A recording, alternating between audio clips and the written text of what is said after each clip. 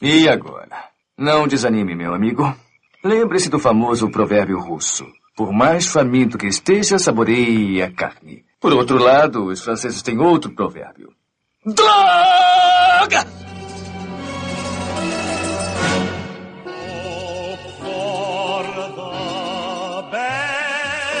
Expect the worst. Some drink champagne, some die of thirst. No way of knowing which way it's going. Hope for the best, expect the worst. Hope for the best, expect the worst.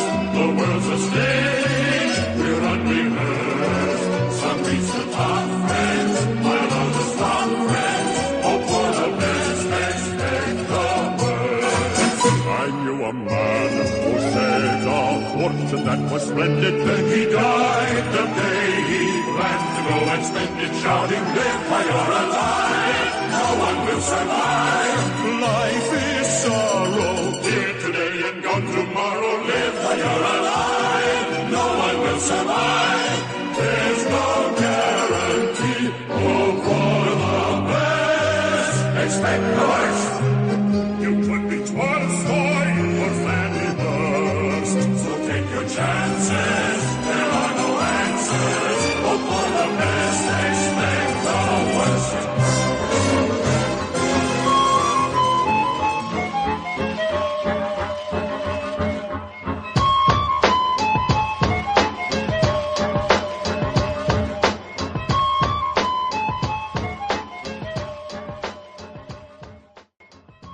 Primavera para Brooks começando. Hoje estamos aqui diretamente da União Soviética pós-revolução. Estamos aqui com convidados o mais alto garbo e elegância. Primeiramente ele, diretamente do spin-off, diretamente do Target HD, diretamente de 305 outros projetos, porque esse homem é mais ocupado que o telefone do Bozo, o Eduardo Moreira lá. Olá, Thiago. Olá pra todo mundo. Tá frio pra... Pode falar palavrão aqui? Não, né? Pode. Tá frio pra cacete aqui e eu estou esperando a delegação da Rússia chegar e enquanto isso assisti o filme que o senhor Thiago indicou e estou aqui para dissertar algumas coisas sobre essa maravilhosa película de Mel Brooks. Estamos aqui também com ele, o nerd rabugento, Rodolfo Castrezana. Oi, tudo bom? Vem sempre por aqui? Não com muita frequência, né, rapaz? Sabe qual que é? A vida tá complicada. Mas estava falando de frio, o inverno chegou, né? A gente tá falando de Banzé na Rússia ou aquela série da HBO? Ned Stark estava certo o tempo todo. Pois é, né? Dando prosseguimento à filmografia de Mel Brooks, estamos aqui para falar, eu acho que dos seus filmes menos conhecidos no Brasil, acho que o pessoal acaba sendo mais atraído pelas paródias mais óbvias, digamos assim. Esse aqui passa um pouco despercebido. É porque ele tem um tom mais sério, né? Uhum. Ele tem até, como eu estava dizendo em off, as morais da história, tem os paralelismos com as culturas e diferentes filosofias de sociedade. Ele tem pontos de reflexão muito interessantes na narrativa e na construção do filme, ou da história, já que é baseada num livro russo, e a retratação de todas essas histórias e desses comportamentos da sociedade, eu acho que é bem interessante de se observar. E ele tem um tom um pouco menos de comédia escrachada e um pouco mais de farsa. É bem farsa, né? A história é meio aquela coisa de um tentando dar uma enganada no outro. Banzé na Rússia, lançado em 28 de outubro de 1970, título original The 12 Chairs. Aliás, esse título Banzé na Rússia é qualquer coisa, né? Acho que é a história do padrão SBT de colocar nomes nos filmes, se bem que o SBT não existia na época, né? Porque, salvo minha memória esteja enganada, e o Thiago pode confirmar, o Banzé no Oeste foi lançado antes desse filme, né? Logo depois, é o próximo. Banzé na Rússia é 74? Provavelmente esse 12 Chairs, ele deve ter chegado no Brasil depois do Banzé no Oeste. Ah, com certeza, porque o Banzé no Oeste, o Banzé na Rússia é de 70. Uhum. Aliás, esse filme, na pesquisa que eu fiz aqui, esse filme passou na Bandeirantes no Brasil, na década de 80, creio eu. Eu vou ser sincero que o nome Banzé na Rússia me é peculiar, eu reconheço, mas eu acho que esse filme eu não vi na televisão brasileira. Por exemplo, eu só fui descobrir que era Banzé na Rússia quando eu entrei no IMDb, e aí estava escrito Banzé na Rússia. Eu falei, Com o detalhe de que eu fui descobrir depois, muito tempo depois, eu ouvi falar dos dois filmes, inclusive passei algum tempo achando que eles eram continuações um do outro, que Banzé era uma gíria dos anos 70 que significava confusão. O nome do filho do cachorrinho lá do A Dama e o Vagabundo. Tem lá seu sentido, né? Portugal usou uma lógica parecida na tradução, inclusive acho que lá também os filmes, o Banzé na Rússia e o Banzé no Oeste saíram mais ou menos ao mesmo tempo lá, que o Banzé na Rússia lá é Balbúrdia no Leste, e o Banzé no Oeste é Balbúrdia no Oeste, que é a mesma lógica da tradução brasileira, só com uma palavra que faz sentido se você nasceu nos anos 80. Eu particularmente gosto do nome As 12 Cadeiras, se bem que eu acho que as pessoas na época não iam se sentir atraídas por um filme chamado As 12 Cadeiras. Ele resume a história, mas ao mesmo tempo não diz o que é o filme, né? Exatamente, né? E até mesmo pelo apelo comercial, e aí como vocês estão falando que um filme veio depois do outro, mas deve ter estreado no Brasil em momentos diferentes, em ordens diferentes, por questões comerciais fez sentido colocar Banzé na Rússia, mas é um nome realmente bem nota 3, e aí 3 de 10, tá? Na Suécia, no episódio de Primavera para Hitler, a gente comentou que por causa do sucesso de Primavera para Hitler, todos os filmes do Mel Brooks na Suécia, a maioria deles pelo menos, é Primavera para alguma coisa. Banzé na Rússia, na Suécia, tem o título de Primavera para a Sogra. Uau! Essa é uma informação extremamente interessante, eu tô falando sério. Se a gente acha que os títulos em português são aleatórios, esse, olha... Sempre tem alguém que pode nos superar, Thiago. Nunca subestime a inteligência e criatividade humana. Nem na Suécia. Aquela velha máxima, né? Quando você acha que chegou ao fundo do poço, alguém encontra um alçapão. Não, o pior não é isso, né? Quando você tá lá no fundo do poço, tem sempre alguém te jogando a pá, né? Exatamente. Filme escrito e dirigido pelo Mel Brooks, baseado numa... Não sei se dá pra dizer uma fábula, não é, mas é uma tradicional história russa, um livro dos autores Ilya Ilf e Evgeny Petrov. Teve várias outras adaptações, inclusive Moreira estava comentando antes que esse filme teve uma adaptação nacional brasileira, inclusive. Sim, exatamente. Nas minhas pesquisas pro programa, eu encontrei um filme de 1957 chamado 13 Cadeiras.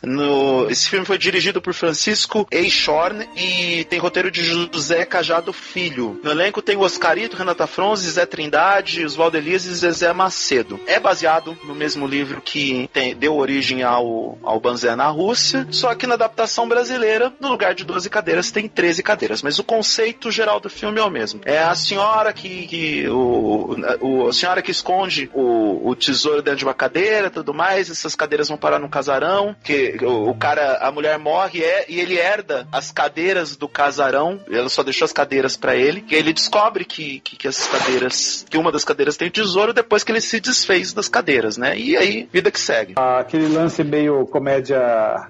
que é comédia de erros, né? Ele vai trocando as coisas sem saber o que tem nas mãos. Aliás, eu achei interessante isso, chamar no Brasil 13 cadeiras. Provavelmente pode ser até algum lance para fugir de direitos autorais, quem sabe, mas não faz muito sentido, porque diz que foi baseado nos 12 cadeiras. Mas pode ser, eu acho que a escolha pelo número 13 também pode ser pela crença cultural brasileira de que 13 é um número de má sorte. Pode ser por isso. Aí no elenco temos o Ron Moody, Frank Langella em seu primeiro filme, um dos habituês da obra do Mel Brooks, Dom DeLuise, e o próprio Mel Brooks. Eu vi uma homenagem ao Mel Brooks, uma homenagem famosa que é facinho de encontrar na internet, um bando de gente cantando, aquela coisa. Tem uma declaração do Frank Langella pro Mel Brooks muito comovente, ele realmente agradece pela chance que o Mel Brooks deu a ele. Ah, sim, é muito bom esse vídeo, acho que é quando ele foi receber a Medalha Nacional das Artes. mortos. Isso, estava cheio de gente. Esse vídeo é muito legal. Vou colocar o link dele no post, que começa com o Frank Langella, ele faz um discurso agradecendo porque foi o primeiro filme dele, e aí já emenda num popurrí de várias músicas de vários filmes do Mel Brooks. E o Frank Langella é um cara que ele é incapaz de fazer uma performance ruim. Eu já vi muitos filmes ruins com o Frank Langella. Eu nunca vi o Frank Langella mal em algum filme. Até como o esqueleto no He-Man, ele tava bem, né? Sim, ele é a melhor coisa do filme. É verdade. Até como o Perry White no Superman Returns, que é aquele filme que vai com aquela velocidade de tartaruga, com as pernas quebradas, com as coisas acontecerem, e ele tá muito bem. O que é engraçado dessas participações é a participação do próprio Mel Brooks, que ele tá no filme, assim, por 7, 10 minutos, só que ele é um dos grandes destaques dos cartazes dos filmes. Aquelas jogadas de marketing que já vimos por diversas e diversas vezes no cinema, onde o cara mais conhecido para atrair o público pros cinemas coloca sua cara no cartaz mesmo, ou não sendo protagonista, ou não estando em cena tanto tempo quanto se imaginava. Lembrando que esse filme tem 1h e 33 minutos de duração e você disse que ele aparece 10% do filme, é isso? Acho que até menos, ele tem 2, 3 cenas. Assim, são as cenas que meio que dão uma partida na história, mas ele aparece rapidinho e já some. Até porque o eixo, a história central do filme tá nos 3 golpistas mesmo. O que eu acho que uma das coisas mais positivas desse filme é que são 3 personalidades diferentes e 3 personalidades carismáticas. Assim, quando eu digo carismáticas, são personalidades ou personagens de fácil identificação. A gente sabe muito bem qual o perfil psicológico de cada um deles, e é fácil você comprar a ideia dos 3, mesmo que os 3 sejam 3 golpistas, né? Então, acho que o grande ponto positivo do filme é, na minha opinião, essa força desses 3 personagens, desses 3 golpistas. Eu gosto bastante do Dom DeLuise fazendo o padre. Eu acho que o Dom DeLuise é um, como que eu posso dizer, ele não é um ator conhecido muito por aqui, pelos nossos lados, apesar dele ter feito um monte de pequenas comédias divertidas, que eu sempre me lembro dele dos anos 80, tipo Cannonball, mas eu acho que esse filme, óbvio, o Frank Langella carrega o filme nas costas em muitas partes, mas eu acho que o Dom DeLuise dá um equilíbrio tão bom. Até porque o Dom DeLuise é meio que o plot B do filme, ele tá levando a sua própria história, na verdade. Exatamente. As linhas narrativas dele com os outros 2 golpistas só se encontram próximo do fim do filme, mas eu concordo com o que o Rodrigo falou sobre a questão dele ter uma boa carga de interpretação. Ele tem cenas ótimas onde a tentativa dele convencer aqueles que estão no caminho dele de ceder as cadeiras e o próprio drama todo que ele faz, que acho que é um dos personagens ou o mais dramalhão dos 3, acaba criando essa empatia com a causa dele. De vários aspectos do filme do que acontece, mas o resuminho por alto da história, já depois da Revolução Soviética, tem uma senhora que tá pra morrer, tem uma ex-aristocrata que tá pra morrer, aí ela revela pro seu genro, seu único herdeiro, digamos assim, que ela deixou as joias da família escondidas em uma das cadeiras do jogo de sala de jantar que tiveram que deixar pra trás quando fugiram da Revolução. E aí nisso juntam esse aristocrata falido agora, trabalhando como burocrata, o padre que ouviu a confissão da mulher e um trapaceiro que meio que cai meio que por acaso lá e saem atravessando a Rússia pra descobrir em qual cadeira que tá a fortuna. Uma das coisas que eu acho interessantes nesse filme é a forma como o filme ele tem, eu acho que ele tem, como vocês mesmos já disseram, ele tem um tom mais sério e ele faz um paralelismo sobre as críticas sociais, as diversas críticas sociais do passado e que ainda estavam presentes naquela época em que o filme foi produzido, que era a década de 70. Eu acho interessante e peculiar mostrar a pobreza que o interior da Rússia vivia em um sistema comunista e como há muito tempo isso acontecia no país em função do regime econômico. Por outro lado, em diversos momentos faz uma crítica sobre a busca capitalista que o norte-americano ou que o mundo consumista e capitalista tem sobre a busca pelo heavy metal. É claro que os personagens são russos, mas o perfil de ganância daqueles 3 golpistas é típico do capitalista norte-americano. As cenas de jogar as moedas enquanto o cara tá fingindo epilepsia é uma espécie de crítica, na minha opinião, Adoro essa cena. Pois é uma cena muito divertida, porque ali o aspecto bem humorado do filme de mostrar, olha, eles são golpistas mesmo, e os golpistas fazem coisas engraçadas. É bem presente, mas eu faço uma leitura também dessa coisa de fazer a crítica ao que o consumismo e o capitalismo também pode oferecer. Ao mesmo tempo faz um contraste com a sociedade da época que vivia num regime comunista, e ainda assim, diante daquela cena da pessoa sofrendo, eles se sentiam solidariedade e acabavam jogando as moedas no cara para poder ajudar o cara. E esses contrastes eu acho muito interessantes no filme. Uma coisa que eu reparei revendo hoje, um pouco antes de gravar, é que assim, façam praticamente o filme inteiro juntos o Hippolyte, que é o aristocrata falido, e o golpista, o Frank Langella, que é o golpista de carreira, digamos assim. A gente encontra ele tá com tapa-olho, com uma perna falsa, fingindo que foi ferido na Revolução, aí ele ganha um dinheirinho, vê uma mulher bonita, ele já larga tudo e vai atrás dela. Mas se você reparar ao longo do filme inteiro, toda vez que eles precisam fazer alguma coisa, é o Ostap que dá a ideia, é o Ostap que age, até nas coisinhas mais banais, tipo escalar uma parede.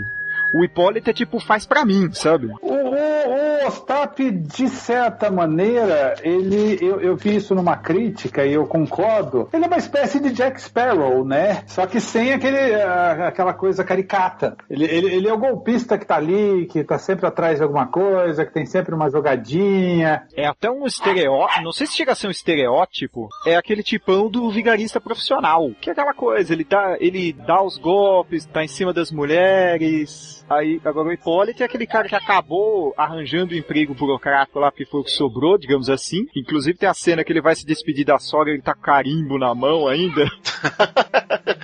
Você acha que ele põe a mão assim na bochecha dela, você acha que ele tá com um anel grande, só que ele tira a bochecha da mulher tá carimbada, você percebe que era um carimbo, que ele saiu tão rápido do trabalho que saiu com o carimbo na mão. Ainda decretou o fim da pobre senhora, né? Cancelada.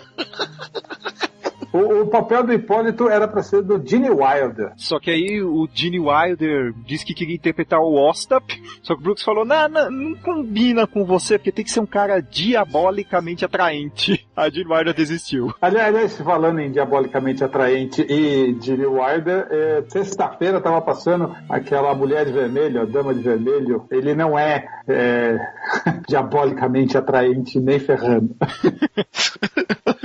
Ele até brincou depois, não ficou ofendido pela negativa do Mel Brooks, mas ele resolveu não trabalhar no filme. Quem também quase fez esse filme, que ia ser o padre Fyodor, era o Peter Sellers. Aliás, o Peter Sellers, um monte de história dele quase fazendo o filme com o Mel Brooks, só que ele desiste na última hora, o estúdio não quer pagar. Ah, uma curiosidade boa aqui. Bem no comecinho do filme, quando o Ostap tá indo no primeiro escritório que eles vão, o departamento de habitação, ele passa por uma esquina que tem 2 nomes de placa de rua, os 2 manchados. Que um tá Czar Nicolau II, aí tá um X em cima, aí tá a rua Marx, Engels, Lenin e Trotsky riscado. Tem mais pro final, tem uma outra, eu não lembro os nomes exatamente, mas tem uma outra parte que eles chegam numa cidade do interior ali, que tá um nome riscado e tem um nome novo embaixo. Aliás, isso devia acontecer mesmo, né? Acontecia bastante. Isso devia acontecer mesmo, essa história da Revolução Russa aí, que trocava tudo o tempo todo. Devia ser uma beleza isso. Acontece até hoje, na verdade. Parece que tem cidade que o pessoal tá fazendo petição pra voltar o nome... Pré-revolução. Isso, destrocou quando caiu o comunismo, estão fazendo petição pra trocar de volta. O que faz você pensar que atualizar Google Maps na Rússia deve ser um inferno. Aquela região lá realmente é meio tensa nessas questões de nomenclatura. Mas eu entendo a população, porque as pessoas criam identidade cultural com certas personalidades, né? Essa tentativa de preservar a história de determinadas regiões é também uma tentativa deles não terem uma crise de identidade depois de tantas mudanças geográficas, étnicas que a União Soviética passou numa janela de 80 anos. Uma coisa que eu gosto muito nesse filme é a música do filme. Hope for the Best, pra mim, ele é... Se eu tivesse como comprar os direitos, eu colocaria como trilha sonora, como abertura do Nerd Rabugento. Torça pelo melhor, espere pelo pior. É uma filosofia sempre válida, e tem uns 3, 4 trechos do filme que tocam diferentes arranjos da mesma música. O Mel Brooks, ele disse que ele escreveu essa música, ele tava apanhando, batendo a cabeça horas e não conseguia, e dias. Aí a mulher dele ficou enchendo o saco dele, aí ele subiu, começou a escrever e saiu em, 15 minutos depois da mulher dele encher o saco dele.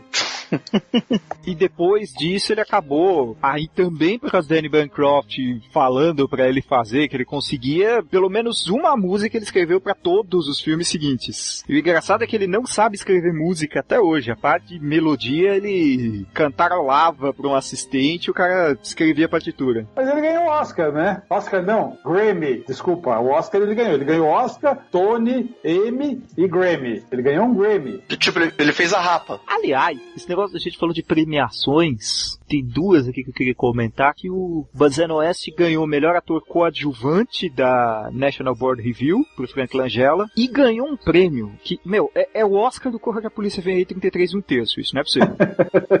Que é o prêmio, ele foi indicado ao prêmio do WGA de melhor comédia adaptada de outra mídia. Já tinha esse prêmio na época? Já tinha. É muito aquela coisa de prêmio feito pra todo mundo sair feliz, sabe? É tipo o Grammy, que entrega estatueta no tapete vermelho de tanto prêmio que tem. Mas até aí normal, né? Porque o Grammy, como por ser um prêmio da indústria fonográfica, que tem categoria até pra contador de piada, né? Até aí normal, aceitável, né? Pior, né? Tem premiação pior de um certo canal que foi um dia canal de música, que não entrega mais prêmio pra determinados estilos musicais, porque não considera mais relevante. Aí anuncia no site, depois que acabou. Manda pelo correio. Não, tipo isso, né? Nem vou publicar no Twitter pra dizer que a banda ganhou, né? Manda pelo correio. E uma outra curiosidade aqui é que eles repetem ao longo de todo o filme que as cadeiras em questão que eles estão procurando foram feitas pelo Hambs de Londres. No livro original, as cadeiras foram feitas por um marceneiro chamado Heinrich Gambs, acho que mudaram o nome por causa do direito autoral também, e que fazia realmente mobília para os nobres russos, inclusive para o czar lá desde a virada do século XIX. A gente tem que lembrar que os filmes que estamos citando, tanto a versão brasileira quanto a do Mel Brooks, são adaptações, né? Adaptações da história original, por isso muito provavelmente não poderia usar todos os nomes envolvidos, até porque tem o lance da questão dos direitos de autor. Recentemente o Ryan Murphy se ferrou com o Field porque colocou lá o nome de uma empregada, acho que a mulher estava viva, né? E a mulher tá processando o Ryan Murphy por uso indevido de imagem. Tem alguma coisa assim na música do Hope for the Best.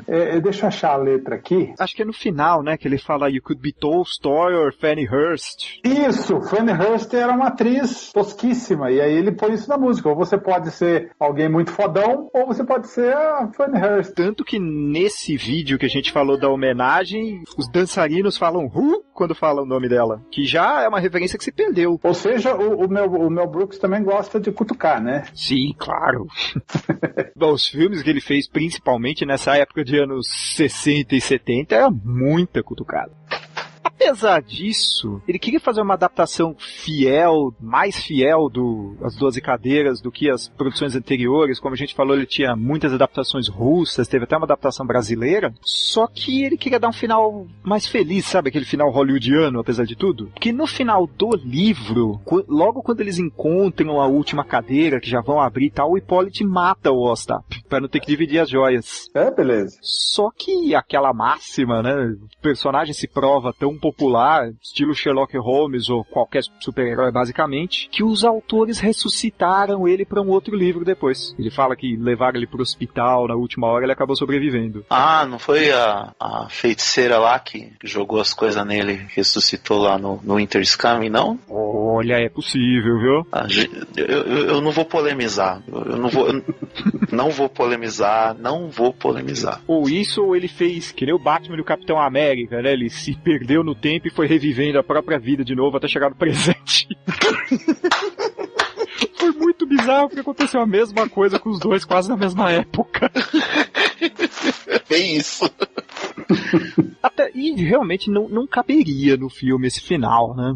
No final eles meio que acabam amiguinhos, uma coisa mais fácil de aceitar, com certeza. Com a esperança de que nós podemos conseguir coisas no futuro juntos.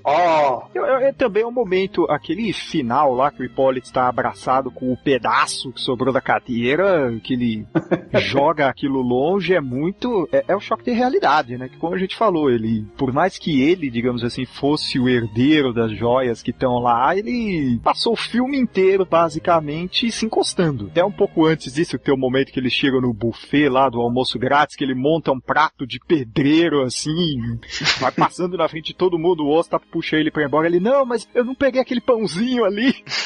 É a visão de um homem desesperado, que o cara que perdeu tudo e que tá se agarrando à última esperança da vida dele de voltar a ser alguém relevante, baseado num diz que me diz de uma senhora à beira da morte, né? É a prova do desespero de causa de alguém que tá sem norte da vida. A vida dele tava boa como aristocrata. Vira funcionário de cartório. É um burocrata, ou que tem que passar pela burocracia do dia a dia, e a grande chance dele sair da vida insossa que ele tava era correr atrás desse tesouro. E é curioso também como a trajetória dos dois também mostra um pouco, como a gente já apontou, das tradições culturais, dos contrastes dos soviéticos ou da população que vivia no comunismo, mas também tem alguns toques de história, toques de arte, sabe? Alguns lampejos sempre relacionado à arte, peças de teatro, grandes obras de museu, até mesmo a postura de tradicionalismo da beleza das peças, das cadeiras, e de que eram cadeiras com contexto histórico. Então existem alguns toques que enriquecem culturalmente no filme. Mas não é um filme fácil para um público moderno, eu acho. Acho que talvez seja... O filme já é antigo, de 1970, e ele ainda tem uma ambientação numa Rússia de 1920, num estilo cinematográfico que talvez não se faça mais hoje. Eu não sei se o público hoje em dia, o público normal, o público da Marvel, o público da DC, conseguiria aceitar esse filme. Eu falo filme do público da Marvel e da DC, mas tem um outro público por aí que eu também não sei se conseguiria assistir. Talvez por isso esse filme não seja tão conhecido pelo público em geral. Ele tem uma narrativa lenta. Eu concordo com você, a estética dele é uma estética já datada. Você assistiu o Violinista no Telhado? Assisti. É a mesma estética, mais ou menos.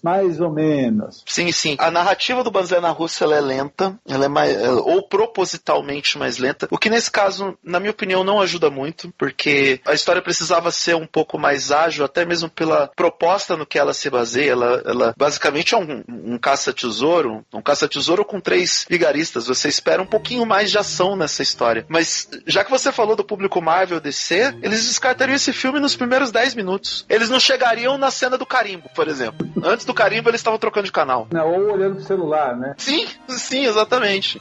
Eu desconfio que nem mesmo as senhorinhas e senhorinhos iriam gostar do Banzé na Rússia hoje. Eu tô falando hoje, porque eu sempre tenho a teoria. Gente, a terceira idade de hoje que saiu de Woodstock, ou que viveu a época de Woodstock, não compra mais esse tipo de filme de jeito nenhum. Pra se fazer, essa mania que Hollywood tá de refazer tudo, não, né? Tem, mas enfim, se fossem fazer um remake desse filme hoje, mesmo que não fossem os irmãos Wayans da vida pegar os direitos, ele teria que ser mais ágil e principalmente ter muito mais piadas, porque ele não tem um momento... Uma comédia mais pastelão. Por mais que ele tenha esses momentos, principalmente quando eles estão eles estão correndo atrás nos prados, assim, correndo atrás das cadeiras, ele tem aquelas cenas meio aceleradas, eu acho que ele focaria um pouco mais nisso se ele fosse feito hoje. Eu acho que tinha que ser uma comédia de ação, sabe? Tipo, faz um spin-off do Velozes e Furiosos com Vin Diesel, Jason Statham e o Dwayne Johnson, os 3 vigaristas e... procurando cadeira.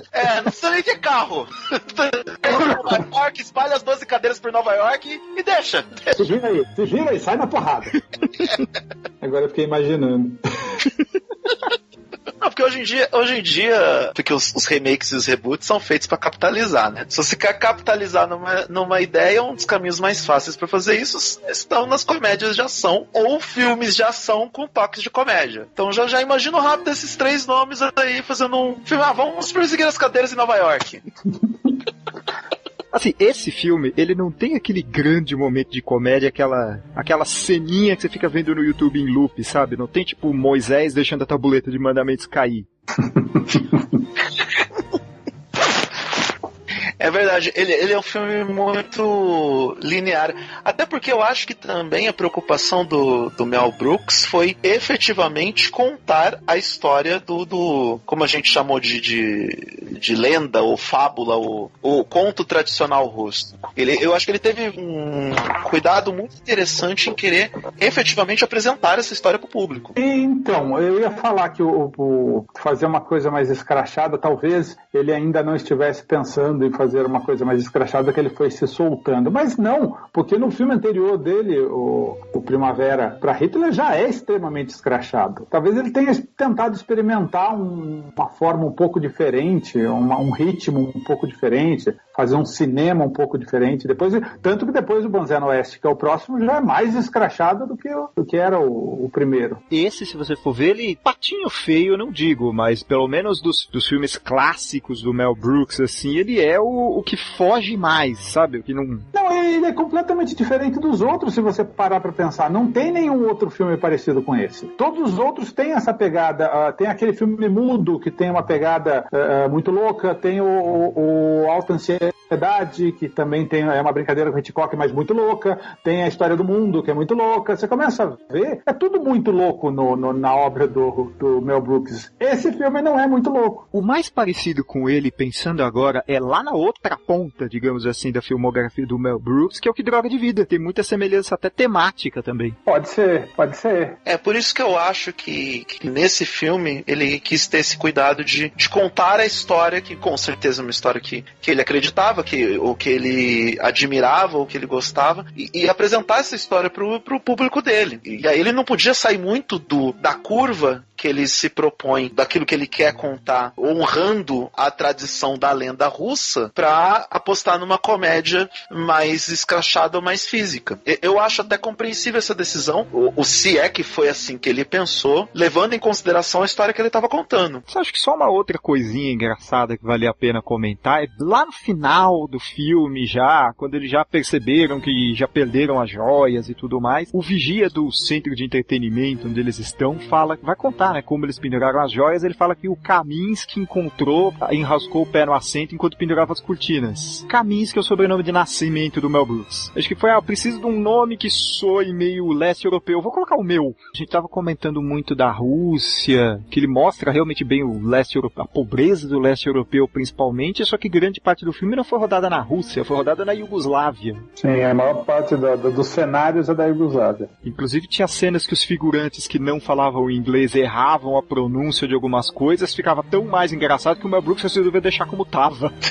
A hora que o carinha do sino ia passar lá gritando closing time, os caras não entenderam o que era pra falar, falavam cloak by. O Mel Brooks deixou assim. Até porque era caro o rolo de filme na época, né? Era caro e tinha o problema que até hoje, acho que na atual Iugoslávia nem tanto, mas até hoje na Rússia é difícil você achar alguém de mais idade que fala inglês. O pessoal não aprendia. Não, a Copa do Mundo agora que vai ser na Rússia, o pessoal tá com medo disso, porque quase ninguém fala inglês. Eles estão importando voluntários, né? Eles começaram o programa para importar voluntários que falem inglês para auxiliar nos jogos. O duro que os Estados Unidos não vão, né? Então os caras já perdem a grande fonte de interessados, digamos assim. Mas a Inglaterra vai, né? Não que signifique grande coisa. Não vão ganhar mesmo, né? Pelo menos pra primeira fase ela vai, né? Pergunta passa da primeira fase?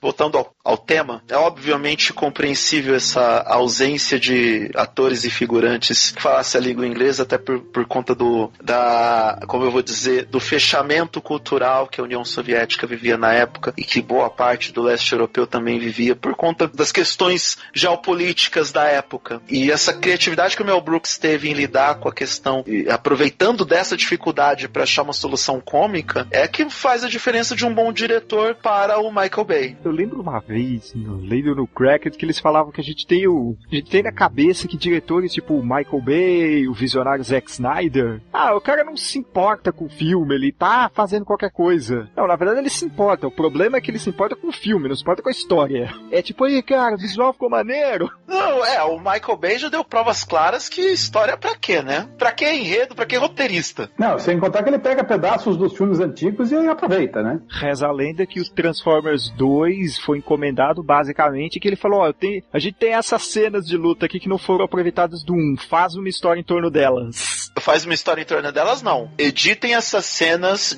na ordem que eu estabeleci e coloca o menino lá, o Shia LaBeouf, pra interpretar qualquer imbecil no filme. Que foi o que ele fez no Transformers 2. E põe a gostosinha pra ninguém prestar atenção na história. Claro, pra atrair o público masculino do filme. Acho que deu, senhores. Vocês querem adicionar mais alguma coisa? Quero adicionar meu voto de protesto contra o senhor Thiago. O que eu fiz dessa vez? Não me chamou pra comentar Banzé no Oeste. Estou chamando. Na verdade, foi uma coisa que eu pensei até um pouquinho antes, é que a gente podia repetir a dupla pra Banzé no Oeste. O que vocês acham? Eu topo. Por mim tudo bem, já que eu acabei de descobrir que pelo menos no Brasil um filme é derivado do outro, é continuação, sei lá, parte 2. Em Portugal continuação errada. Exato, continuação que volta do tempo. Continuação é que nem o Evil Dead. A morte do demônio no Brasil foi a mesma coisa. Sim, verdade. Bom, então podemos começar o próximo episódio até a gente encerrar esse, né? É meio que uma regra básica do universo. Rodolfo Castrezana, suas considerações finais, seu jabá, seus merchans, seu recomenda Banzé na Rússia e seu momento favorito. Então, eu acho que eu recomendo Banzé na Rússia sim como uma experiência de cinema, de você assistir a um filme do Mel Brooks, um filme mais, sei lá se eu posso dizer, aparentemente pessoal do Mel Brooks, não sei se seria para esse lado, mas não é um filme fácil de assistir para o público de hoje em dia, imagino. Eu gosto do filme como um todo, os pequenos detalhes, as coisinhas que vão acontecendo, o próprio lance das cadeiras, mas eu acho que a parte principal do filme para mim ainda é a música, que eu adoro, aquela música Hope for the Best, Expect the Worst, adoro essa música. Então, enquanto você estiver assistindo ao filme, se você for assistir, né, se você estiver ouvindo a gente e tiver coragem de assistir esse filme, presta atenção na música, na letra, que pra mim é a parte mais legal do filme como um todo. Pelo menos a mais legal não, de novo. Porque pra mim é a parte mais marcante do filme, assim, como um todo. E é isso, então o Nerd Rabugento tá lá no YouTube, só entrar no YouTube e procurar Nerd Rabugento e assistir aos meus vídeos. E me mandar dinheiro, se for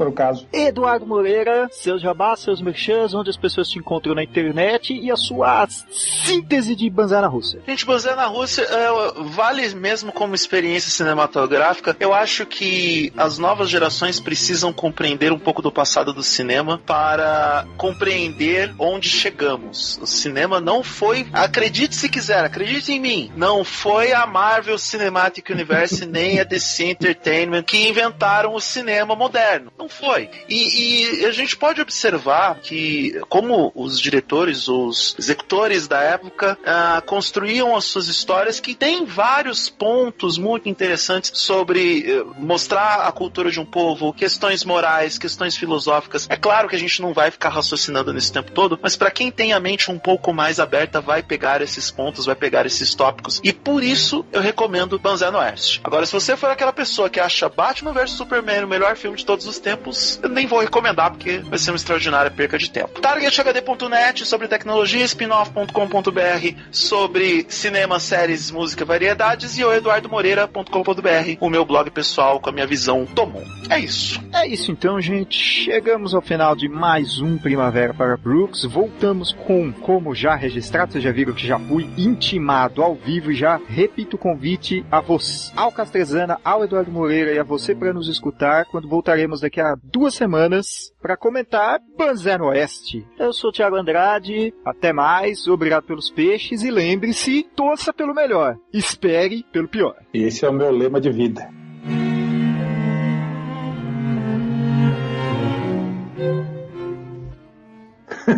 Dizer pra vocês que Transformers, eu só tive coragem de ver o primeiro, viu? Eu cometi o crime contra mim mesmo de assistir os outros 4, de assistir os 4 filmes antes de ver o 5º. Cometi o assassinato de assistir o 5º. Foi alguma aposta que você perdeu, que você teve que ver todos os Transformers, né? Não, é masoquismo mesmo, sabe? Mas você não tinha visto e resolveu fazer uma maratona, é isso? Olha, alguns blockbusters eu resolvo maratonar, mesmo que alguns dos filmes eu já tenha visto. Transformers eu assisti o 1 e o 2. O 3 e o 4 não havia assistido. E aí eu, por questão de justiça, assisti o 1 e o 2, o 3 e o 4 na sequência pra poder ver o 5º, né? E saí com dor de cabeça, né?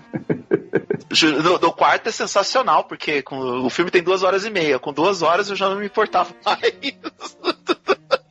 Eu tava no Twitter com 2 horas de filme. Cara, mas aí que tá, você fala com 2 horas eu já não me importava mais. Eu vou assistir por causa do canal pra comentar essas coisas todas, mas eu confesso pra você que em 15 minutos eu já não me importo mais. Mas assim, eu até que fui bravo e resistente. No quinto filme, eu também fui resistente até o ponto lá do Mark Wahlberg se defender de Transformer com uma espada. Então, aí eu falei, chega, né? Vai ser o meu. Eu tive que rever esse da espada pra entender a história. Pois é, né? Porque, sei lá, mesmo o Mark Wahlberg lá sendo descendente de Excalibur, nem isso justifica, né? Estão falando de um robô gigante, cacete. Que robôs gigantes que mataram o Hitler. Exato. Não, mas pega aí, isso aí eu tenho que corrigir o senhor, porque todo mundo sabe que Hitler morreu no cinema que pegou fogo. Isso aí é fato público e notório. Mas quem tacou fogo foi um Transformer que era. Ele virava isqueiro. É um Transformer controlado pelo Capitão América com a ajuda da Mulher Maravilha. Porque os dois também resolveram a Segunda Guerra, né? Não, Mulher Maravilha foi na primeira. Ah, é verdade, Mulher Maravilha foi a Primeira Guerra Mundial. Eu também me confundo com isso o tempo todo. Porque parece que só tem a Segunda Guerra Mundial, né? A primeira é. A Guerra Mundial é tipo Street Fighter, todo mundo acha que começou do 2. Mas veja bem, mas a gente tem dificuldade de se lembrar de alguma coisa importante da Primeira Guerra Mundial. Se não é Indiana Jones, a gente nem se lembrar da Primeira Guerra Mundial. É porque a Segunda, não sei se existe isso de guerra carismática, mas é que a Segunda Guerra tinha super vilões, praticamente, né? Sim. Não, o Hitler é o super vilão da história, realmente. Na Primeira Guerra não tinha o super vilão. Aí acaba a Segunda Guerra sendo muito mais atraente, até por questão de... que é mais fácil é construir uma história, né? Você vai fazer o quê? Vou matar os nazistas. Então tá bom. E a primeira não tinha tanto registro. A segunda já tinha, já ia com câmeras e filmagens e fotografias.